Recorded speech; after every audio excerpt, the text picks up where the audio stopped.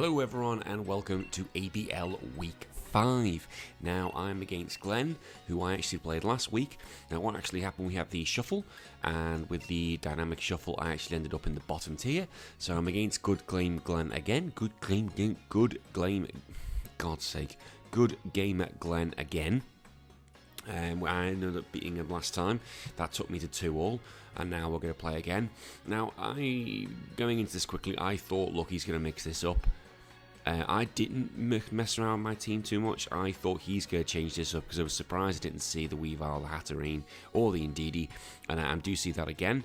And that works out in my favour, really, because I know what I was going to do. This is what my original prep was for.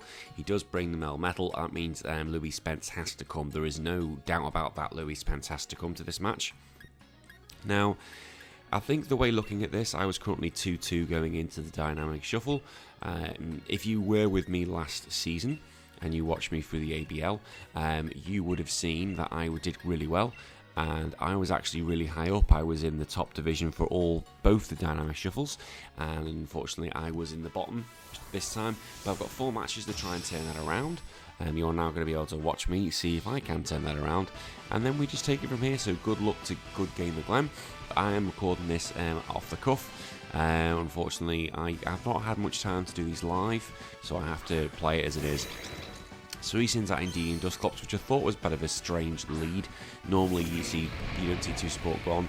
And I thought, okay, let's start with my Volcarona and with Katie. Now I know he's probably going to try and do a Trick Room. I was thinking it could be a Trick Room, but I thought it wouldn't be a good start to do that.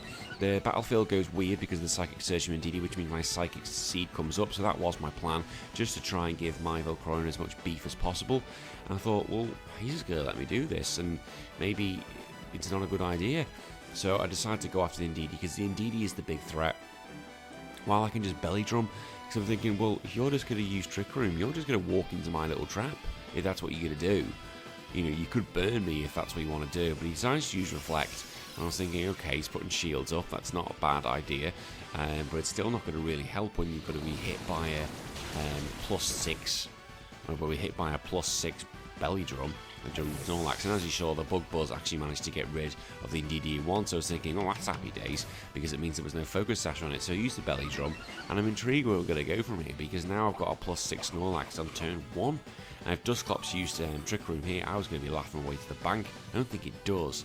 No, it did. I was thinking, what? Why are you using Trick Room? Surely that is suicidal. Absolutely suicidal. I don't know what he had planned at the moment. I know he had Hatterene. Hatterene's very slow, but I still think Snorlax is one of the slowest in the game. I know there are slower Pokemon than Snorlax, but to have it at +6, being allowed to just let it do what it wants. I know Reflect was up, so essentially it's +3. That's still enough to do some massive damage, and I haven't even used Dynamax yet. If I use Dynamax, this match is going to be going bye-bye. So he brings in the Clawvitzer, Panzervor, I'm reading that here. And look, I thought to myself, I could keep the Volcarona in, but that'd be suicide, because I need to keep that. That thing needs to stay around for when I do decide to want to fight the Melmetal. I'll need it, because I just need it, because Louis Spence is able to hit it hard. Melmetal has got a physical defense, not a special defense, and that's why I'm mostly physical attackers with that Snorlax. I do rely on it. So I've got to get rid of the Volcarona. It's absolutely useless. The Clawvitzer can probably finish it in 1. I know it does have access to Aqua Jet, so it does have the priority move regardless of the speed. So I could waste time if I want to and use it to protect. But look, I'm not going to mess around. So I'm just going to switch it in, because I know that my good old Toadie, my fungi, is slow. Sorry, is quicker It's quick in the Trick Room. I decided to get my Dynamax up because I thought, look, well, no way better time to start hitting. I started to go for get my Dynamax up, or G-Max up I should say, and hit it hard and get my special defense up. As you can notice, I've got Steel Spike and I've got Quake. There to get my defenses up, both special and physical, because that's one thing Snorlax really struggles in, is its physical bulk mainly. It really hasn't got it. It's got poor physical bulk. It's still got a fantastic design, but I'm relying on a lot of luck, and you know, it's not just one you can use, just throw into the battle. It does need some help to get to it. It uses Will-O-Wisp, which is a bit of a pain in the backside because I've just Dynamaxed. And although I do have access to facade, it's not going to be much use now. And look, that's how much a +6 burns reflect. Well, it doesn't really do that much at all. My defense does go up, but really what I actually needed now is for the Dynamax to end. It uses Water Pulse, and that's not going to do too much damage to Fungi. He's going to absolutely tank that. But as I was saying, really I actually need that G-Max to end. I need to have my Facade move because I'll just annihilate everything. Facade is double the damage when you've got a status effect. A lot of people do go for a burn on a Snorlax thinking they can half the attack, but it's actually sometimes one of the riskiest plays you can make, because if that Snorlax does have Facade, it's going to ruin your day. But all I can do is ride it out for now as best I can. I can use G-Max Replenish to get my berry back should I wish, whilst just riding it out. Or I can do what I did previously and just get my defences up and, you know, get ready for the future battles ahead. I'm still in a good position at the moment, so he decides to go for Ally Switch, and I forgot Dusclops can use that, even though I used one so effectively last year, which is great. So I went for G-Max Replenish and obviously went into the Corvitza, which meant the Dusclops. I use a Spore, that's going to be going on to the Corvitza, and that means it's asleep. Now that is the only Pokemon I can put asleep. I now can't put the Dusclops asleep because you only allow one sleep per match. Well, not per match, per a time. So I've got to be very careful. I can't use Spore again. I wish I could. It'd be perfect to use it now. I just use it on the Dusclops in one slot, and then in the other slot to use another move. Sorry, I need to yawn. Oh, apologies. Oh, it's quite late here. Been away for the weekend. Oh, God, I need some sleep. I've got chocolate, I've got my drink here. I probably need to crack that down me, really. I hope everyone is doing well. And as you can see, I've just gone into this slot because I wasn't thinking he was going to use Ally Switch again. Little do I know, he is going to use R Switch again because I used the Rage Powder to make sure anything moves going to him. And there goes he. Only use the Will-O-Wisp. What a bloody speech impediment. So that worked out quite well. I think he was going for that anyway, but really you don't need to put Will-O-Wisp on an Amoonguss. It's quite useless, really. But that is managed to get rid of the Panzer, and as you can see, no berries dropped. Usually when you know the berries, but you got your berry is that they fall all around, and Panzer is just about to hold on, which is an absolute pain. But as you can see, my G-Max has now ended, which is in my favour, because now I can hit like an absolute truck. I can use Pollen Puff here, which means if he doesn't switch, I'm going to hit it and I'm going to finish it off. If he does switch, I'm going to hit one, we'll do some damage. Basically, that thing is going down. It's going down this turn regardless. Nothing's going to stop it getting switched. If he uses the Nightshade, it does go onto Amoonguss because it's not going to work on the Snorlax. It does 50 damage because it's 50 health. It goes by your level. And the Heavy Slam is going into the Dusclops. Is not going to do that much damage, remember, because of the burn, but it does mean I'm able to get rid of Panzer. He's gone. So a critical hit, but that wouldn't have mattered. I think it was literally 1 or 2 HP, and that was the end of that. So I'm now 2-0 up. And now I've got the situation where I need to start facading and trying to get as much damage as I can, but I know that Dusclops has Ally Switch, so I'm playing the game of what's going to happen. He does have the Ally Switch, sorry, the Reflector's gone and the Trick Room is gone. And it also means because God, sometimes when you just can't think and you need a break, your mind just doesn't function properly. He sends out a Weavile, which is a bit of a threat because I know Weavile has low kick, and it has the speed, which is going to do an absolute chunk of damage, which means and it also has ice moves. I need to think to myself, okay, I need to try and protect literally both Pokemon are a threat here. Which one is the one I could lose more? So I decided to try and just ride my luck. I'm 2 mons up at the moment. Although he hasn't used his Dynamax, I'm still in a pretty good position. Look, I've got many options. I can Rage Powder if I just want to make sure the Snorlax I was thinking about putting into sleep. Probably not the best idea because Weavile would then have an attack onto the Snorlax, and that's what I don't want. I went for the Spore. He goes for Fake Out. He goes on the Amoonguss. The Amoonguss isn't using Rage Powder this turn. The berry's kicking in. So the berry's kicking in. I have other things you should have used Leftovers. Well, because usually I don't use Fungi that much. Usually he's only in for a few turns. I didn't think Leftovers was the best idea. He uses Ally Switch, which means Facade is not going to be working this turn as it's going to go into the Dusclops. Burn damage is going to go on both. And I was thinking, oh god, it's one of these games again. I'm just going to be literally trying to outguess Ally Switch, and I suppose serves me right because I've been doing that for so bloody long. I decided to go to the Facade again, thinking, oh, he's not going to switch again, is he? We're not going to play that game once again. And I use Rage Powder because I'm thinking if that Weavile is going to go for the attack, it's going to go onto Fungi. And of course we went for an Ice Switch again. I thought, bloody hell.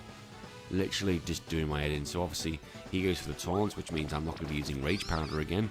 I've got nothing, so I'm going to have to do something, either go for an attack or keep it out. And obviously, and then the Dusclops it takes the Facade and doesn't even get hurt. Fantastic. Well, all the while, I'm going to be losing health through the fire damage. There's a bit of a pain in the backside now because all I can use is Spore, which is going to do absolutely nothing. So Fungi is probably useless at the moment. I do switch. I think I do switch. That is usually the smart play here. On the side, decided to bring in Volcarona because I thought, look, no, I should have brought Volcarona. That should have been the play. That really should have been the play.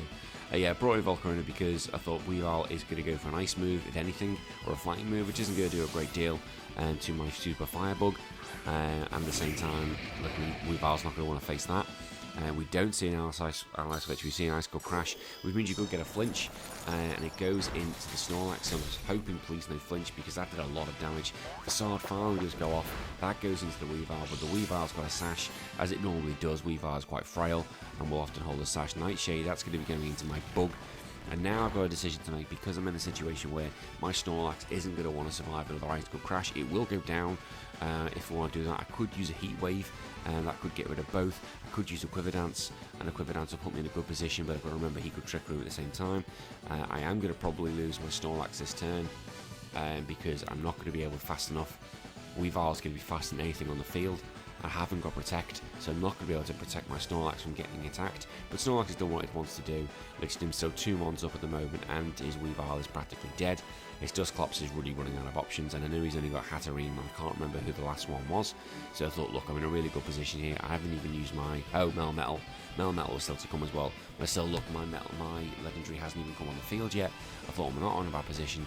So here comes an Ice Skull Crash. That's going on to the Snorlax again. It's probably going to finish it off. I think it does actually finish it off. Let's just see. Yes, it does finish it off. But again, as I said, Snorlax done what it needed to do, and hopefully it'll use Heat Wave.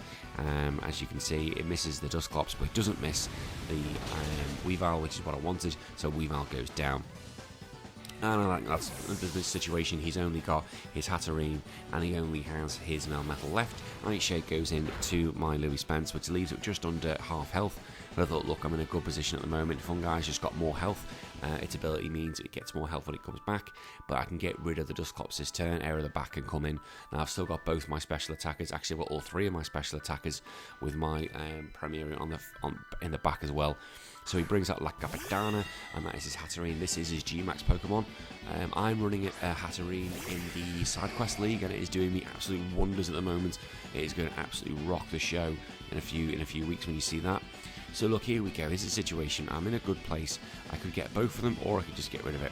Oh, bringing out the side, just go for it because I can get rid of both of them. They're not neither one of these Pokemon are going to get hit by this Ghost move at all. I can do so much damage. But my main worry was get their Dusclops off the field because that stops any Ally Switch shenanigans. I wasn't particularly worried too much about Hatterene because even if it does want to hit me with some sort of Ghost move, I thought, look, I'm going to survive it. Lunala is exceptionally bulky, and especially with a Shadow Shield ability, it's essentially going to be, if it was super effective, it's going to be hitting it for neutral damage because Shadow Shield will, when at full health, will mean any damage that it's expected to get is half. So here comes the Heat Wave, and of course I miss La Capitana, but I do get it on the Dusclops, which just means it's a little chip damage, whilst I can get rid of it with the Moongist Beam. Moongeist? Either way, this is such a fantastic move. 100 go stab, which means coming off that thing is going to do a chunk of damage, and there goes the Dusclops. So now I haven't even lost, I've lost only my Snorlax, and he's down to his final 2 mons, so no switching around for here. He goes for G-Max Smite. Now what this does is go do some damage to my Air of the Bat, and it's also going to mean that both my Pokemon were confused. Now I had a bit of a situation I wanted to think here. I said, look, I've got 5 mons to 2, and I need both of these mons to survive. Both of these mons I have in front I am using now are going to be faster than either one of those 2 Pokemon that he's got on the field. So with them both being confused, I don't want to risk losing them.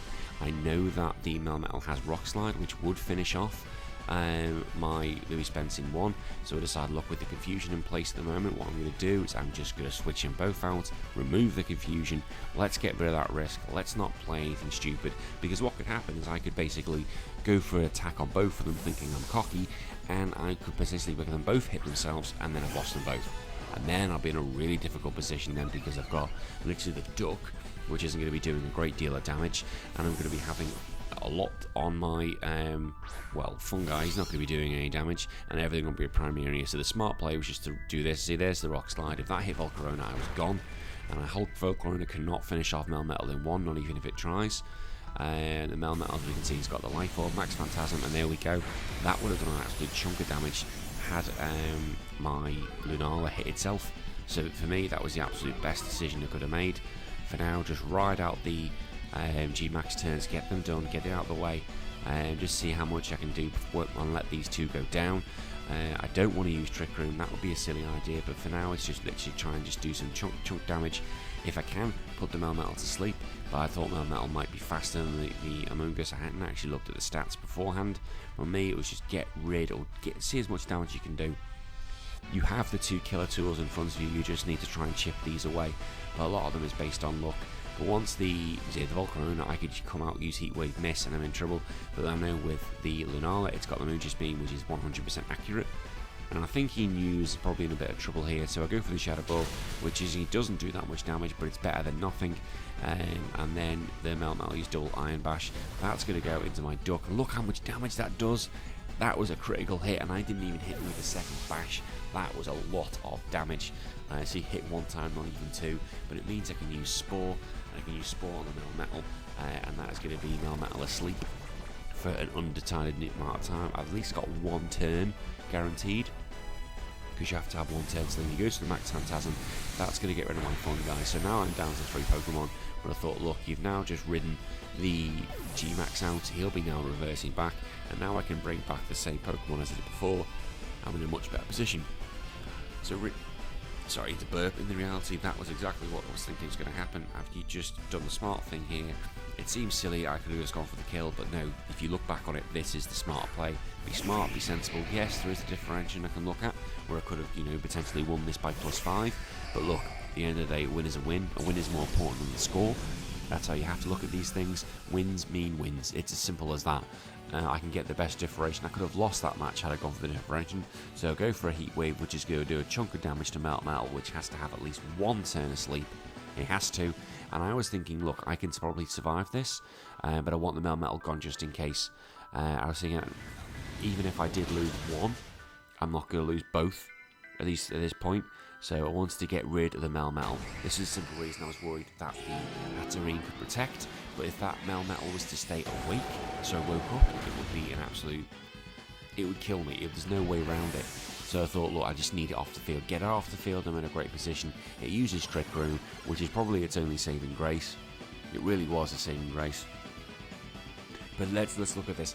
Had Heat Wave missed, I might not have been able to kill it next turn. It could have woken up, and that could have been the end of it. Now I know at the way I at the minute in this moment, I'm probably going to lose Lunala, because that Shadow Ball now will kill, because Shadow Screen is now gone. And as we see, yes, it's gone, because Hatterene does have a really high special attack, and it's double if it's weak. But the thing is, I've just got to get Bug Buzz. It's just got to hit, and that should be the end of the game. And as you can see, it does hit, and I do get the game 2-0. So thank you very much to Good Gamer Glenn. Sorry I've had to beat you twice. I apologise for that. But next week it is game 6 of the ABL, and I'm against Taitichu, who I've really been looking forward to play. Been watching her a lot since season 1. And she's been doing really well this year, so it'll be the first time me and her actually square up, and I am looking forward to it. As always, I am on the Side Quest League as well. That will be appearing on Friday, just because I've been away, so that's why I'm only getting this match today. So until then, everyone, if you like my content, please like and share and subscribe. It always helps. But I've been HBT, and I'll see you later. Bye bye.